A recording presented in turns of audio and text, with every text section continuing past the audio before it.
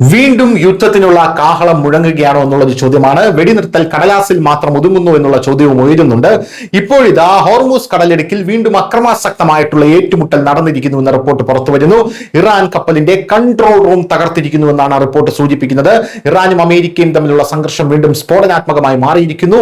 Hormuz കടലിടുക്കിന് സമീപം ഒരു വലിയ കണ്ടെയ്നർ കപ്പലിനെ ഇറാൻ ലക്ഷ്യമാക്കി ആക്രമിച്ചതോടെ രണ്ടാം റൗണ്ട് സമാധാന ചർച്ചകൾ റദ്ദാക്കിയതിനു ശേഷം സംഘർഷം ഉച്ചസ്ഥായിയിലെത്തി എന്നുള്ളതാണ് പ്രധാനപ്പെട്ട കാര്യം.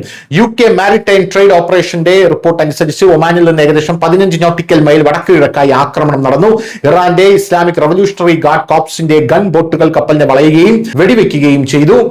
പോരാത്തതിന് ആക്രമണത്തിൽ കപ്പലിന്റെ കൺട്രോൾ റൂമിന് സാരമായ കേടുപാടുകൾ സംഭവിച്ചു. എന്നിരുന്നാലും കപ്പലിലെ എല്ലാ ജീവനക്കാരും സുരക്ഷിതരാണെന്നും എണ്ണച്ചോർച്ചയോ പരിസ്ഥിതി നാശമോ ഉണ്ടായിട്ടില്ല എന്നുള്ള റിപ്പോർട്ടുകളും ആശ്വാസകരമായിട്ടുള്ള റിപ്പോർട്ടുകളും പുറത്തു വരുന്നുണ്ട്. ഇറാന്റെ IRGC aerospace commander brigadier general Seyed Majid Mousavi US കർശന മുന്നറിയിപ്പ് നൽകി. വെടിനിർത്തലിന് ശേഷം ശത്രുക്കൾ ഇറാനെതിരെ എന്തെങ്കിലും ആക്രമണാത്മക നടപടി സ്വീകരിക്കുകയോ അതിർത്തി കടക്കുകയോ ചെയ്താൽ ജനങ്ങൾ ആഗ്രഹിക്കുന്നിടത്തെല്ലാം IRGC ആക്രമണം നടത്തുമെന്ന് അദ്ദേഹം പറഞ്ഞു. ട്രംപിന്റെ വെടിനിർത്തൽ നിർദ്ദേശത്തെ ഇറാൻ ഒരു തന്ത്രമെന്നാണ് നിലവിൽ വിശേഷിപ്പിച്ചിരിക്കുന്നത്. വെടിനിർത്തൽ നീട്ടാനുള്ള US പ്രസിഡന്റിന്റെ പ്രഖ്യാപനം ഇറാൻ നിരസിച്ചു.